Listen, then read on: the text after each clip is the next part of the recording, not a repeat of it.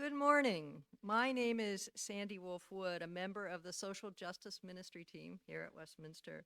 Our team is pleased to partner with a hunger ministry team to present this forum focused on hunger in Minnesota.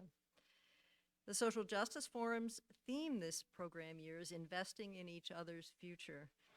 Through these forums, we aim to learn about opportunities for engagement and action for Westminster members to ensure all our neighbors thrive, to better understand the structures and systems that have failed many of our neighbors, and to explore ways we can work together to build better outcomes, responding to Krista Tippett's charge from our opening joint forum, Who Will We Be for Each Other? Today, we're very pleased to welcome Sarah Peterson, Director of Programs and Healthcare Partnerships with Second Harvest Heartland, where she oversees the implementation of initiatives to promote equitable and efficient outcomes with partnerships in our community addressing hunger in Minnesota. So before we get started, many of you are aware that for those attending in person in the Meisel Room, please raise your hand and I'll bring a microphone to you so that everybody online live stream can hear your question too. And for those attending on live stream, please submit your question or comment in the live stream chat and we'll monitor that and raise your question and or comment. So with that, I'm going to turn it over to Sarah. Oh, one more thing. I was alerted to the fact that the title of this slide, if you see, you note there's a piece of artwork here. That piece of artwork is in this room, so you might spend some time looking for that. Just trying to wake you up before we get started here. So I welcome Sarah. Please.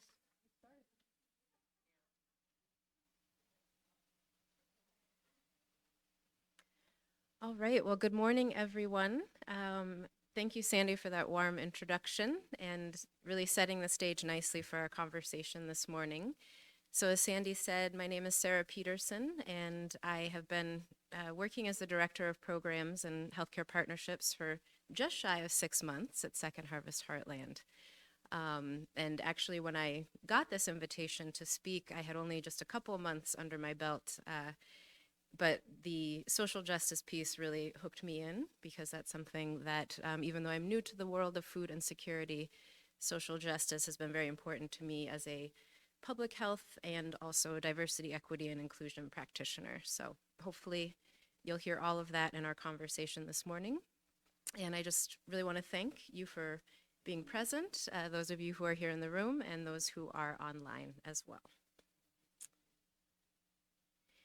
So the title of my talk today is On a Mission to End Hunger Together, which speaks directly to the mission of Second Harvest Heartland, and I think also ties in nicely to your theme of investing in our futures, because this certainly is something that we have to do together.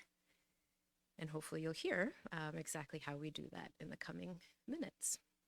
So in terms of what I hope to talk about today, I just really want to set the stage to help contextualize our work as a food bank. Why is it that we're talking about ending hunger? And I'll talk a little bit about our core business operations, the bringing in and distributing of food. We could do none of this without our community partners, so I'll talk about the different partners in our mission. Then switch gears to talk about our program areas, which is my area of expertise and passion, and just finally wrap up with talking about how we feel the work and how we hope to invest in the future. So to understand how and why we do what we do, it's important for us first to understand the state of hunger in our region today. And I'm not sure if it's just because of my line of work now, but I can't help but notice, I listen to a lot of NPR, how much food issues, both nationally and globally, are really coming up in the news today. But what do we know here about hunger in the heartland in Minnesota? We know that 1 in 12 people in our region, including 1 in 8 children, experience food insecurity. And that translates to roughly about 500,000 Minnesotans. So with numbers this high, we can be sure that hunger is everywhere around us and the opportunities to address it as well. The COVID-19 pandemic has also helped to lay bare how not everyone experiences hunger the same. So it's really helped to expose what we're referring to as the racial hunger divide, which you see here, as evidence that Black, Hispanic, and Indigenous households are at least twice as likely to experience food insecurity. And you'll hear in a little bit about how we're really aiming to address that disparity. And I actually should also mention, right, that speaks to the racial hunger divide, but we also know that many underserved populations, those living in rural areas, college students, elderly populations, all of these folks experience increased barriers to food access. So when we're talking about an issue as big as food insecurity and also hunger, I think it's important first to differentiate between the two, and then for us to think a little bit about the causes, the many causes. So food insecurity speaks more to an economic and social condition, whereas hunger is that physical or emotional condition of being hungry. And there are different ways in which we can address those two different issues, but they're very much related. So we know that hunger, as big of a problem as it is solvable, but to solve it, we must understand what causes it. And the causes of food insecurity are both circumstantial and systemic. So this interesting slide here, this hunger calculator, shows you, right, flat tire, furnace repair, layoff, car accident, rent increase, all of these circumstances, these circumstantial changes that can quickly push an individual or family into that space of food insecurity, right, if they don't have savings or a strong social support network to tap into. So that speaks to the circumstantial causes. Now, we also know that in many cases, it's more complicated and systemic than that. So people's food insecurity can be rooted in not having a livable wage, affordable housing, issues of racism and discrimination, and so much more. So we, I think, are really, as a food bank, we're thinking about how we can have an impact on some of those more systemic issues to really have an impact, not just on the hunger space, that immediate, meeting that immediate need, but how we can really help to reduce food insecurity in the state. And, you know, it's also important to note that people who are experiencing food insecurity and hunger are making difficult decisions on a daily basis, deciding whether to pay for food or medicine, food or utilities, medical care, etc.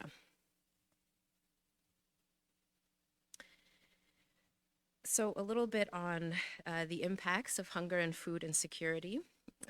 We know that there are very significant immediate, short-term, and long-term impacts that come from being hungry and food insecure. I think we all understand very well the relationship between food, nutritious food, and health.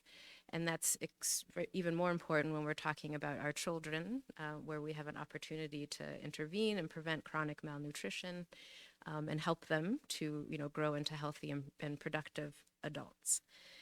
As we get older, obviously, there are great opportunities to prevent conditions like diabetes and heart disease and cancer through education initiatives around food.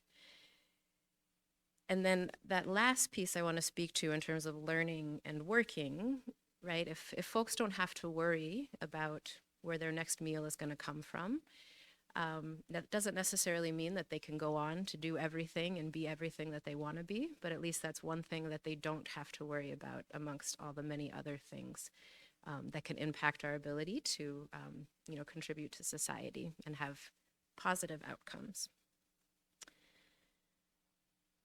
So just want to highlight here a beneficiary of some of the work that Second Harvest does. This is a gentleman named Baba. And he's just sharing here about how his recent visit to a grocery distribution hosted by the Sane Foundation in St. Paul, you know, really helped him. And also, as you can see there, his friends, as he shared with them what he was able to receive.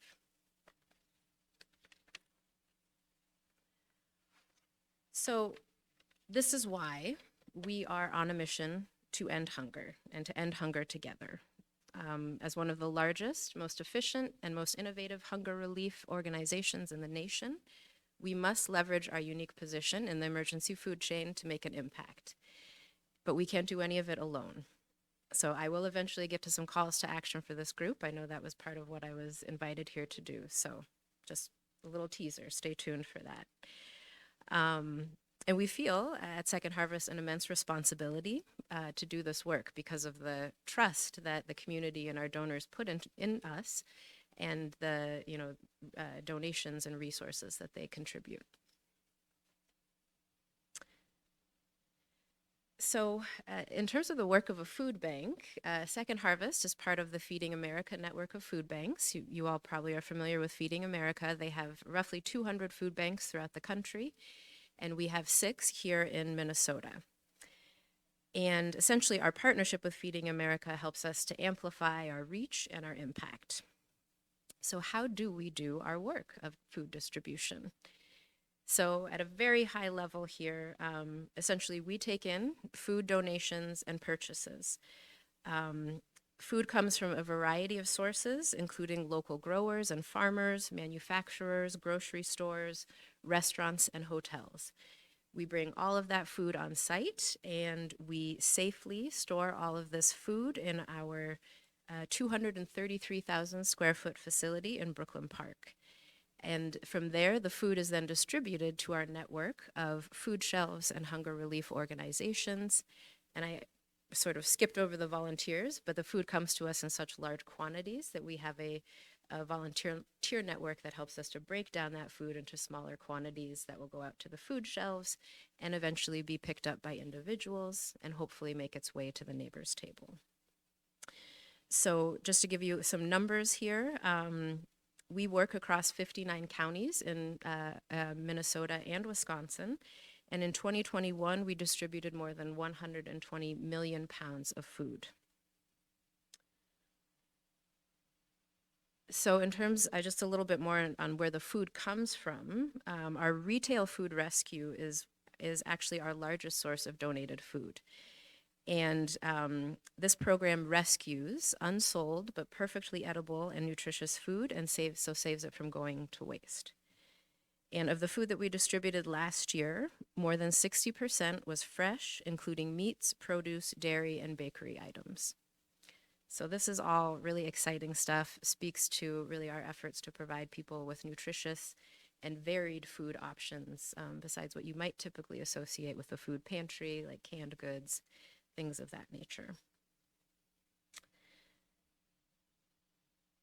So as I said before, right, the volunteer network that we work with is so vital to what we do.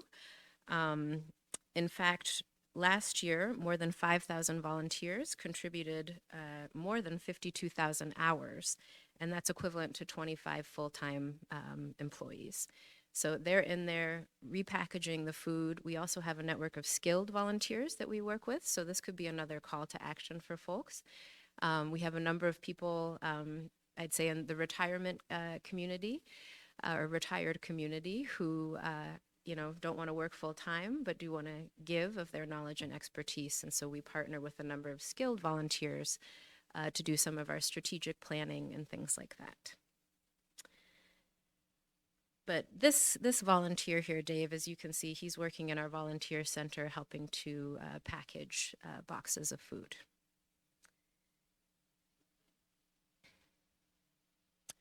So, having talked about food bank operations, sourcing and distribution, and the role of our volunteers, I want to talk a little bit about where the food goes, and that speaks to our partners in the mission. Second Harvest Heartland distributes food to a network of almost 400 food shelves and about 1,000 partner programs. And this is where the food gets to those 1 in 12 folks experiencing food insecurity. So from large to small meal programs, urban food shelves, and rural Minnesota schools and churches, we work together to serve that 59 county service area. And on average, we provide about 86% of the food that our partners distribute.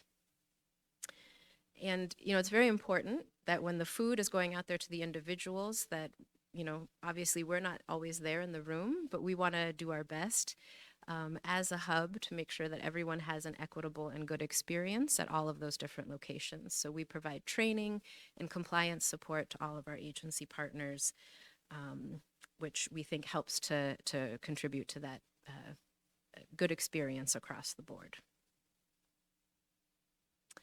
And this is just a testimonial here from a couple of recipients, folks who have visited a food shelf.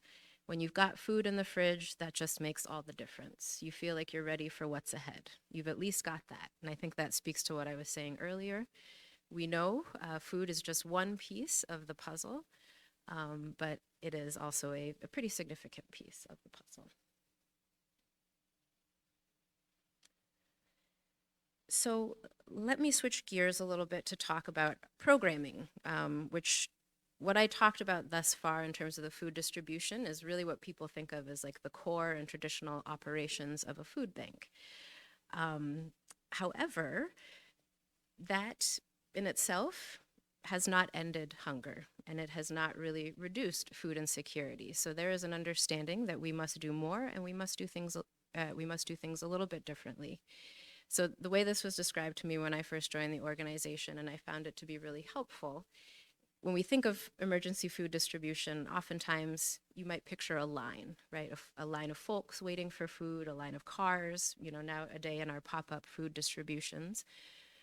But so that's traditional food bank work. In programs, we're working to shorten the line. So we're working to intervene a little bit more upstream so that folks don't have to get in line for that emergency food distribution. So let me tell you a little bit more about how we do that. So this here is a snapshot of our various programs that we have currently. And a key piece in our efforts to shorten that line is our SNAP outreach program, or Supplemental Nutrition Assistance Program. And essentially, the SNAP team assists Minnesotans in applying for this program. I'm not sure if anyone has experienced this application firsthand, but it is very lengthy, very burdensome, a lot of documentation. So having an expert to walk you through this process is huge. And it's also important to note that SNAP provides 9 meals for every 1 meal distributed through the Hunger Relief Network. So its efficiency is far and beyond what we can do through food distribution. Additionally, it also helps to elevate client choice, because families can go to the grocery store and purchase what they want to eat with those benefits. Now, they might have to wait in line there at the grocery store, but that's another systems issues. Another program that we have is, and this is, so both SNAP and Commodity Supplemental Food Program, or CSFP, are both programs of the federal government. But CSFP is a monthly food box program targeted for seniors over the age of 60. So we have a dedicated team that connects community members to that program. We also have a child nutrition program, which works with schools to increase access to, again, those federal meal programs, but also to non-reimbursable food programs like food shelves in the school or other types of food distribution. I think during the pandemic, we really saw how schools are a great place to intervene, not just to reach kids, but also the families. Another sort of silver lining, if you will, out of the pandemic is our Minnesota Central Kitchen program. And this is a COVID response initiative that brings prepared meals into the community through partnerships with restaurants and caterers. And so this was a win-win, because it allowed us to get food into the community when it was most needed. And it also gave restaurants much needed opportunity to do work and keep their people employed during the pandemic. And lastly, I just want to mention Food RX, which is another box program, but this one provides medically curated boxes to individuals who have chronic conditions like diabetes and heart disease. And so we do this work in partnership with primarily insurance companies. So these are the programs that we're currently operating, and I'm going to talk in a minute about some of the things that are coming down the pike. But I just want to, before I do that, just emphasize sort of these threads that run through all of the work of programs, which is doing this work in partnership and in collaboration with the community. Also understanding and respecting diverse individuals and communities, and really working to uplift those change agents at the grassroots level.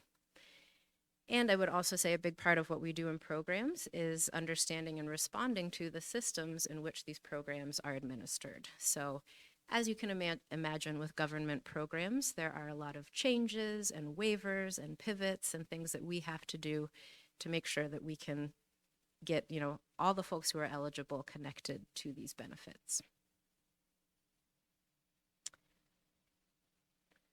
So in terms of fueling the work, I know I've talked a lot about our community partners, but I just want to make sure I call out some of the other people who are part of our hunger fighting ecosystem, as we sometimes call it. So our ability to distribute millions of pounds of food and support all of these partners and programs is dependent on our generous network of partners that are committed to our mission.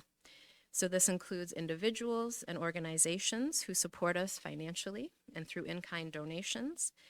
It also includes the volunteers that I mentioned before who serve not only to help us with our food bank operations, but also from our very own board of directors through those skilled volunteers that I spoke about.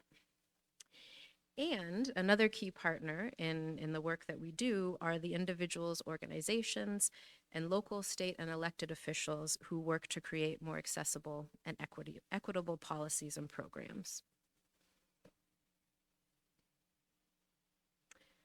So, the work ahead, where are we headed? Essentially, and I think this ties in very nicely to this theme of investing in our futures, I'd say that the path ahead, the work ahead for us is really calling us to look at how we invest in the community and how we can do it differently. So, and I think this slide again speaks to the state of hunger today, but because the reality is that it's harder than ever to face hunger today. So 63% of Americans live paycheck to paycheck. So if you think back to those circumstances, right, if you're living paycheck to paycheck, how one event, a combination of events can put you into that situation where you do have to seek out emergency food assistance. And, I would say here that this is where we also have to think about the stigma that sometimes comes with utilizing these resources. So hopefully, right, and hearing this information, if you're interacting with folks or you yourself might need to connect to resources, you can start to help to address some and break down some of that stigma. So in terms of benefits in the economy, we all know that's a bit of a roller coaster right now. And while some indicators are improving, it's unequal across industries and communities. And some of our public program benefits, like SNAP, right, can hang in the balance as the political climate changes. And I would also just, highlight the continuing impact of the pandemic. Many of us are living with health impacts from the pandemic, whether that's from contracting COVID, serving as a frontline worker, or just experiencing the additional stress that came with living through a pandemic for the past 2 years. So all of that can impact a folk's ability, right, to recover while hungry. Now, a big part of our path forward is our intent to address the racial hunger divide that I spoke about earlier, which indicates that Minnesotans of color are at least twice as likely as white Minnesotans to live with food insecurity. And these disparities are rooted in the systemic issues that I talked about earlier, things like livable wages, affordable housing, discrimination. So we are really seeking to understand where we can intervene in these more systemic and upstream areas. And right, by better understanding the disparities, it helps us to understand where we should be investing our dollars for maximum impact. And we have a lot of dollars coming in right now, right? Because I think of all the things that we're hearing about food insecurity and inflation in the news. So people want to contribute to this, and we want to be good stewards of that money and put it into the community in the best way possible.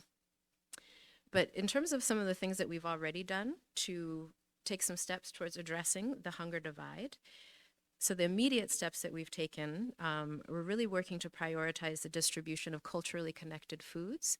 So, right, not everyone likes to eat the same things, and traditional food bank food distribution has had very limited options. So, right, we want to provide more options in the hopes that more people will feel comfortable and enthusiastic even about visiting a food shelf.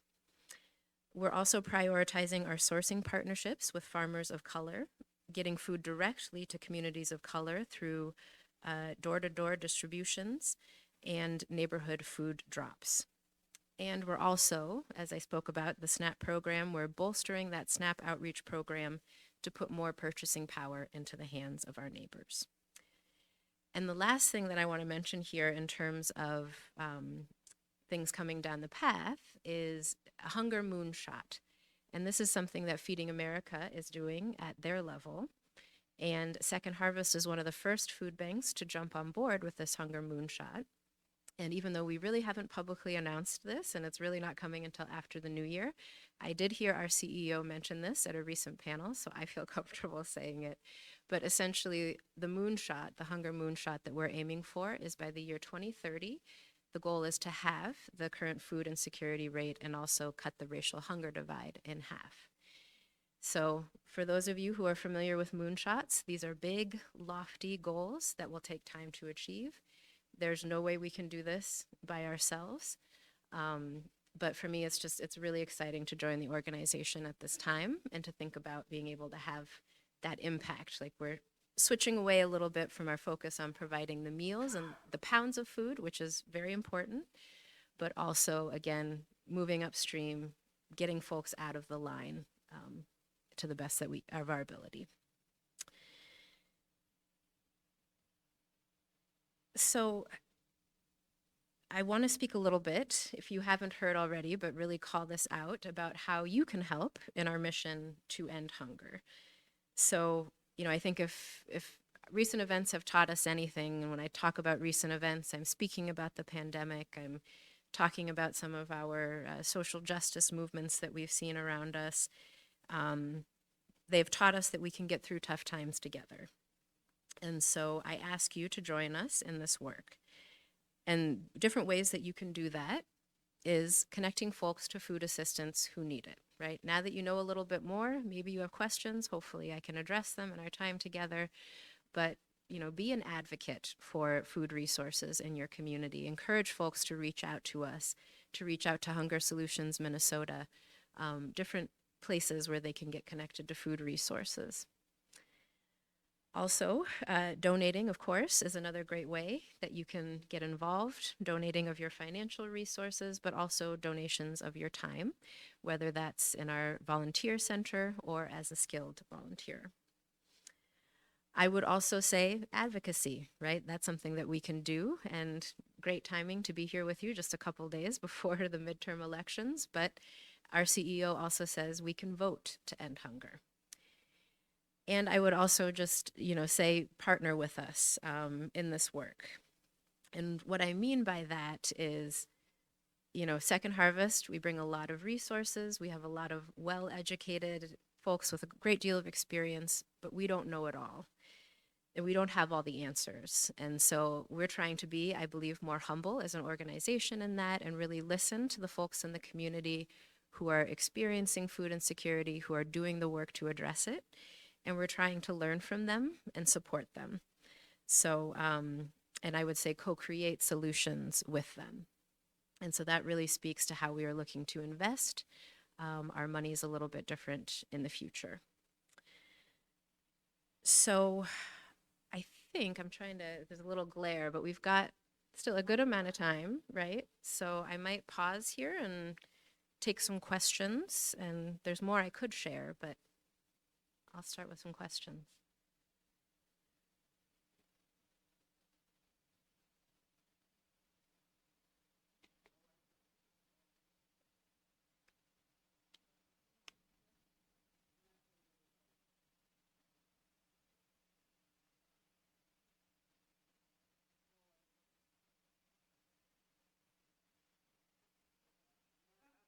Magic touch. So thank you very much for your presentation, and coming here, I was thinking along the lines of what you mentioned as the moonshot. So I'm very excited to hear about that, because we certainly have heard that when we started food shelves and all the systems that is developed, we thought it was a temporary thing, and it is not.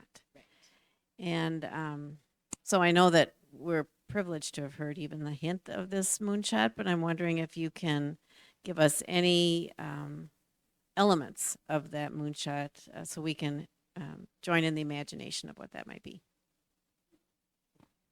Great question, and this is the danger of announcing something before it's fully baked, because at this point we're really just so our external relations team is just in the process of socializing this internally and letting folks know, hey, this is coming down the pike.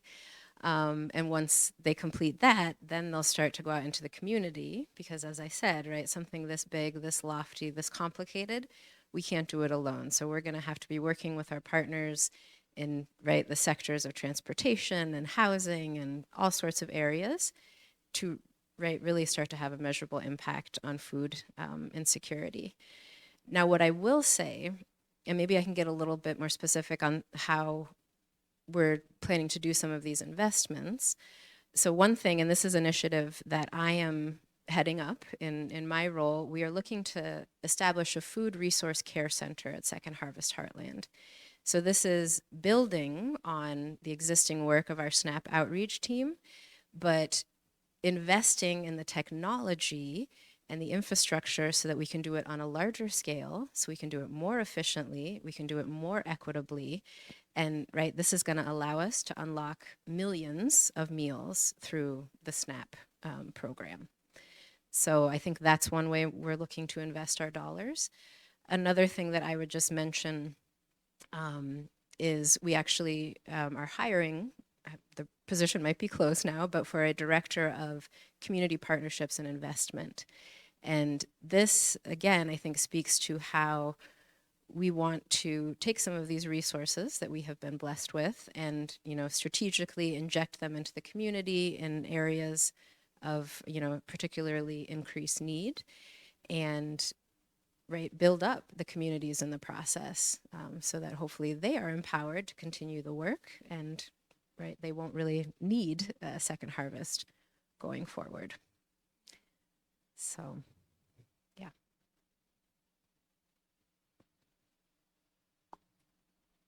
I read periodically that the students in colleges have trouble with enough food. Does Second Harvest do anything with colleges? Yes, absolutely, we do. So our SNAP outreach team does do targeted outreach with college students so that we are able to identify those who are at risk of being food insecure and connect them to resources like SNAP. And then a second question I have is, how do you get the grocery stores to get on board to give you their produce?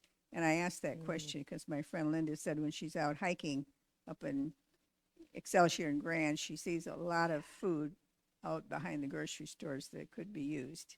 Yes. So how do they get the grocery stores on, and how do the grocery stores get the food to you, or do you go pick it up or whatever? How's the mechanics of it all? Great question. And I meant to preface at the very beginning that given my newness to the organization, there might be some questions that I can't fully answer, but always happy to go back to the office, talk to my colleagues, and bring more information. So in terms of how they get them on board, I don't know the mechanics of that. What I will say for our food rescue, we do go and pick up that food, We have a regular schedule of sites that we visit. We pick up the food and bring it back to Second Harvest where it's processed and repackaged before going back out into the community. I've got a question up front here. You run into people that want you to help them readjust their budget, realize they don't have much money, to where actually they could not have to come in and get help, but you help them. We all need a little help with how we spend our money. I know we have more money here than your people, but do you have people that you're able to help actually not have to see them again? Yeah, a great question, because that's the idea, is that we help them out of the situation where they are actually needing the assistance of Second Harvest. So I think that's actually a piece of how we hope to address things through the Food Resource Care Center. So acknowledging that hunger does not exist in a vacuum, we are also aiming to provide referrals for what we call wraparound services, like if someone needs assistance help paying utilities, financial planning service, right? Something related to rent assistance. We can, when they call us for that SNAP application, we can also connect them to additional resources, right, that will help them to, again, move out of the space of food insecurity. Yeah.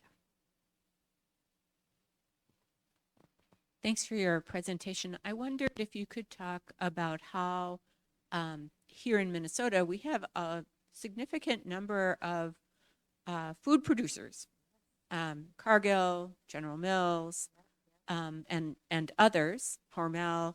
How are you engaging with some of our large agribusiness companies to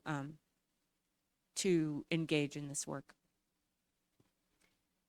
And that's another one I think where I'd need to check in with my sourcing colleague on right exactly how that's done. But I do know that Cargill, General Mills, these are names that come up often when we're talking about how we do the work. And actually, I know we have a number of General Mills employees that work at Second Harvest Heartland at this point, including my boss.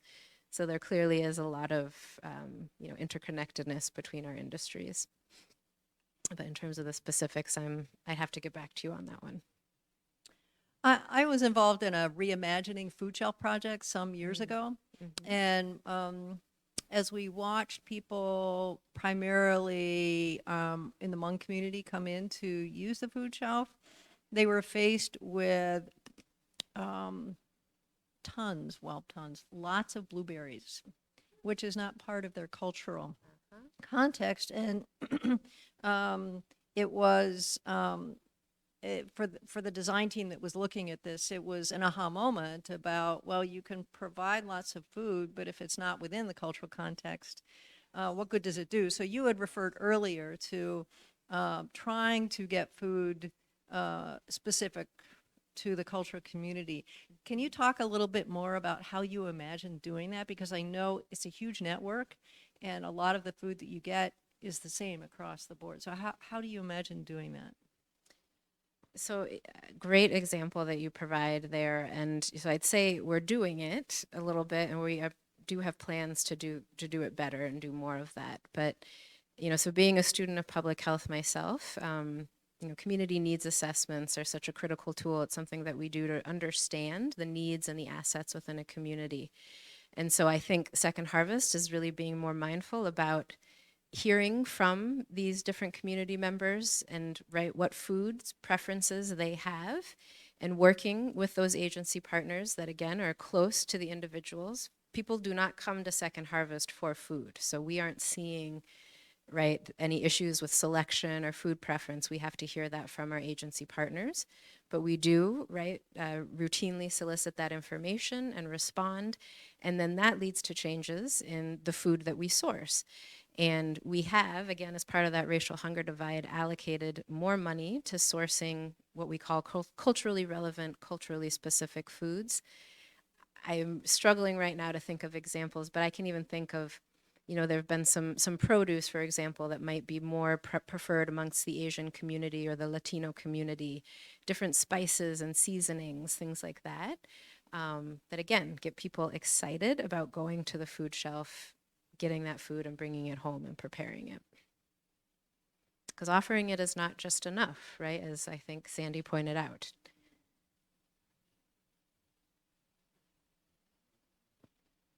So first, a quick sort of add on to that. Do you ever, with some of the produce like blueberries, for instance, that doesn't really need to be prepared, have like a sample? So it's like, you could try this fruit. And if you like it, then you could take some, because maybe they've never seen it before. And it's like, if they can only have so much. Yeah. I mean, certainly it's like you want them to be able to keep cooking their normal cultural dishes and the things they're accustomed to. But I know when I work in a school, and so when I used to work in a middle school, they'd have different vegetables, and I'd try to get the kids to try it.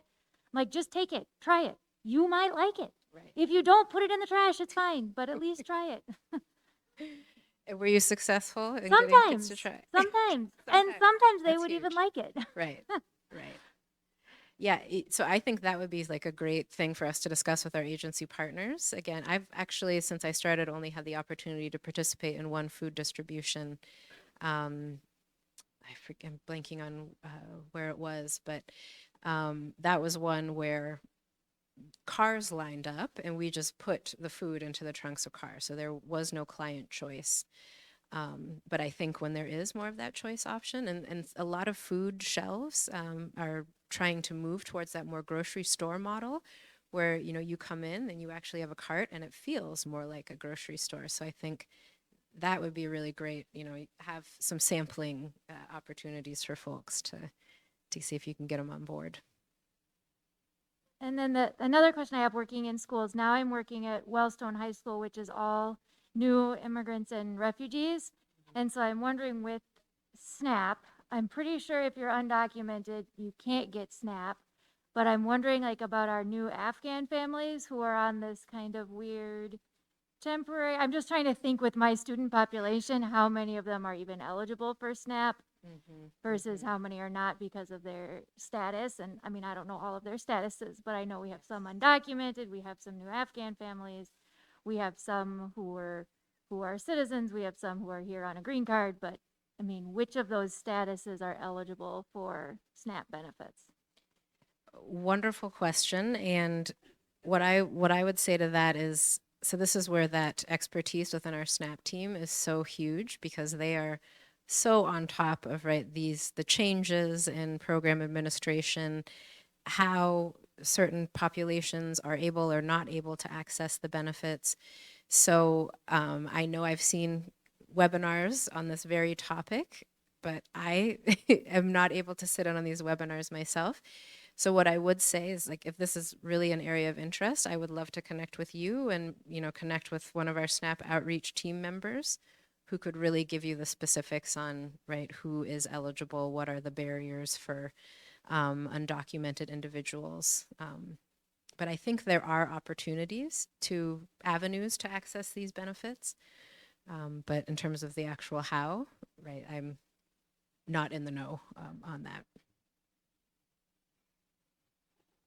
So just what you pointed out there is how you might engage on a project with somebody. You're seeing a need and she's identifying sort of an opportunity that maybe we could work together. So Westminster has a hunger ministry team, and I'm curious as to how that team can partner with you in a more meaningful way. Are there projects that would benefit from a collaborative approach from a church like this, fairly large church? So, you know, one thing I would say, especially as we work to do this towards this hunger moonshot, you know, I envision that we're going to want to hear from the community more. And so, you know, where we sit, we are further away from the community members, from the individuals who are experiencing hunger and food insecurity. And so I see partners like faith-based organizations and others in social service as a really great opportunity for us to hear directly from community members, right? So whether that's through a focus group or interviews, something like that. But I would love to think that, you know, at some point we will be seeking out that information to really inform our programs and our advocacy. And so I think that you all could be a really great inroad for that.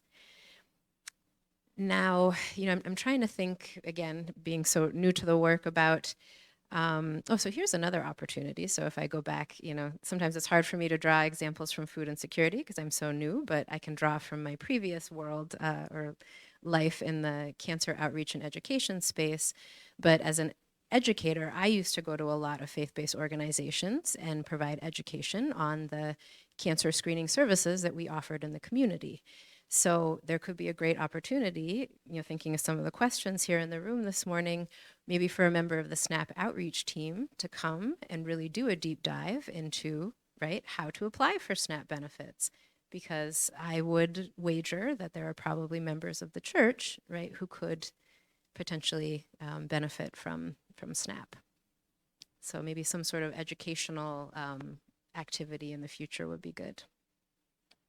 Sarah, I have a question about something you mentioned in your presentation about Second Harvest inviting skilled volunteers. That really caught my ear. We have here at Westminster a group of folks that call themselves third agers. And so often they are looking for a meaningful way to continue to give back to the community. And so, how would we find out about skilled volunteer opportunities? Excellent question. And I should say, this is again wonderful timing. We had a website launch. So if you go to toharvest.org, and let me actually go here because there's the website, you'll see our beautiful new website. And there you can definitely navigate to where you could volunteer. So we have a volunteer services department, and they coordinate, right, all of this interest, folks who want to come and pack boxes, folks who want to give of their skill. So that would be my suggestion, to go to the website, get connected that way, but also I would be more than happy to take any names, any contacts, and pass them on directly to my colleague who oversees this area, whatever works best for folks. Are there other questions from folks in the room? I'm looking at the Hunger Ministry team people. Okay. Others? I'm still thinking about your moonshot. And this isn't necessarily a question, but something to add as an ingredient to that moonshot. More than a decade ago, the housing instability community came together and created a big plan in Hennepin County, and we're still struggling with those housing issues for sure. But part of the conversation was, since we have built such an industry, if you will, around helping people with food insecurity, we also need to think about how to dismantle that if we're going to achieve that moonshot. So our people, what are we going to do to redirect some of those wonderful organizations, those people who have built careers around that really important helping?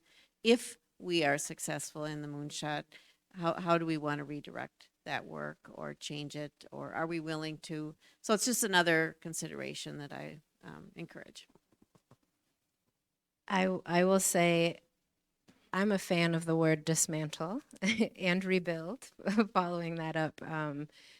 But in talking with some of my colleagues that way, I could sense some discomfort with that. But I think, you have to describe, and you just did a great job, what you mean by that dismantling. And so we are having those conversations when we talk about that overall hunger relief ecosystem, acknowledging that, as with many systems, there are inefficiencies and brokenness. And so we really do have to think about taking some things apart and rebuilding, reallocating. And these are, right, this could look like deprioritizing some relationships, but hopefully in doing so, right, we're freeing folks up to, right, do something, right, even better. So again, very early in the conversations, but I think you brought up something very important in terms of our approach. We do very much recognize that we can't just do this as through business as usual. There has to be some dismantling and rebuilding.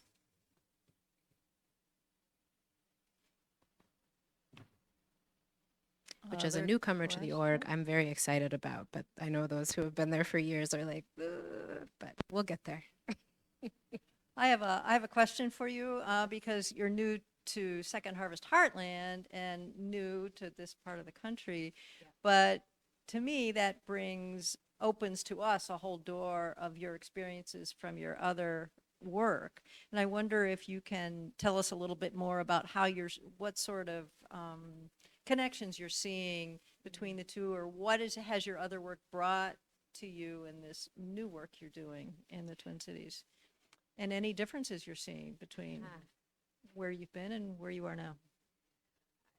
I love that question, and it's interesting because there are a lot of similarities coming from the cancer space and being here in food insecurity. The most recent being the introduction of a moonshot, because you might have all been hearing, I think, at a national level about the cancer moonshot of the Biden initiative. So I've just gone from one moonshot industry to the other. But certainly, you know, the piece around the partnership is right a thread throughout the food insecurity space, cancer prevention, and other things that I've done. You know, none of this work, because of the complex root causes, right? No one sector can solve these problems alone. We have to work in partnership with other sectors. And, you know, I'm still really seeking to learn and know and familiarize myself with the Minnesota community. So again, I thank you for this invitation. This was another opportunity to do that. So, but, you know, certainly the demographics are different. I think I'm learning a lot more about the Indigenous community, although there's a very large Indigenous community in Massachusetts as well, where I come from. But honestly, I'm not quite as vocal, I think, as I hear in Minnesota. But so different demographics, but still a lot of diversity, a lot for us to understand, a lot of areas to exercise humility in terms of what we know and don't know, and yeah, just to continue to really elevate the change agents in the community. Well, I'd like to thank you. Can we give you a big hand for participating with us today? Really appreciate you coming, and I look forward to how we can be part of your partnerships going forward.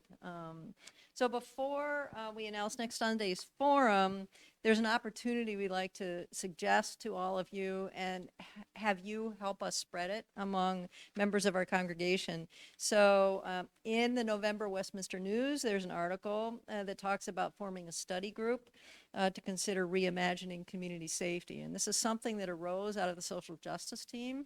And we're hoping to, many of you know that we've written statements about different issues. This is in hopes that we'll pursue another one of those. The most recent one we did was on criminal justice reform, and this is to follow on that, almost kind of the next step. So if you're interested, please contact us at ACT@Westminster, Minneapolis, WPS, MPLS.org. You could find that online. So next Sunday, we're going to welcome Ann Lee, research scientist for Wilder Research, sharing their findings on racial inequities related to housing, employment, and healthcare across Minnesota. So please come back. We look forward to seeing you then. Thank you so much. And thanks again, Sarah.